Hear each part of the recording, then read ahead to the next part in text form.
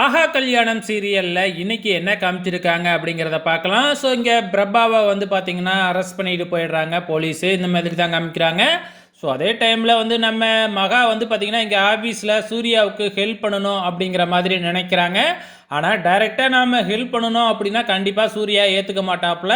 So தெரியாம தான் help பண்ணணும். ஸோ அந்த டிசைனருக்கு போயிட்டு வந்து நம்ம மகா வந்து ஹெல்ப் பண்ணி எல்லா டிசைனையும் போட்டு குடுக்குறாங்க. ஸோ இப்ப அந்த டிசைனர் இருந்துகிட்டு எனக்கு ரொம்பவுமே கில்ட்டியா இருக்கு. இத நான் தான் டிசைன் பண்ணினேன் அப்படின்னு சொல்லிட்டு என்னால கொண்டு போய் குடுக்க முடியாது. நீங்களே போயிட்டு குடுங்க அப்படின்னு சொல்றாங்க. ஸோ மகாவும் போயிட்டு குடுத்து பார்ப்போமே அப்படின்னு தான் போறாங்க.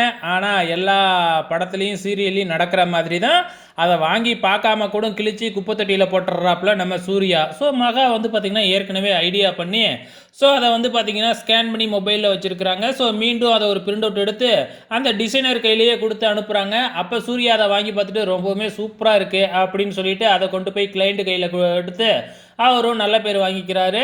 ஸோ இங்க மகாவுக்கும் வந்து ரொம்பவுமே சந்தோஷம் தான். ஸோ இது எல்லா சீரியல்லையும் நம்ம பார்த்துருப்போம். இந்த மாதிரி காட்சிகள்லாம் சீரியல்லையும் வந்திருக்கு, படத்துலையும் வந்திருக்கு.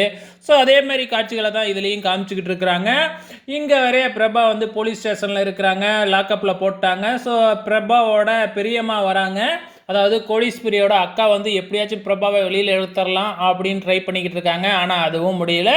ஸோ இதுதாங்க இன்னி எபிசோட்ல காமிச்சிருக்கிறாங்க. நாளைக்கு என்ன நடக்க போகுது அப்படிங்கிறத வெயிட் பண்ணி பார்க்கலாம்.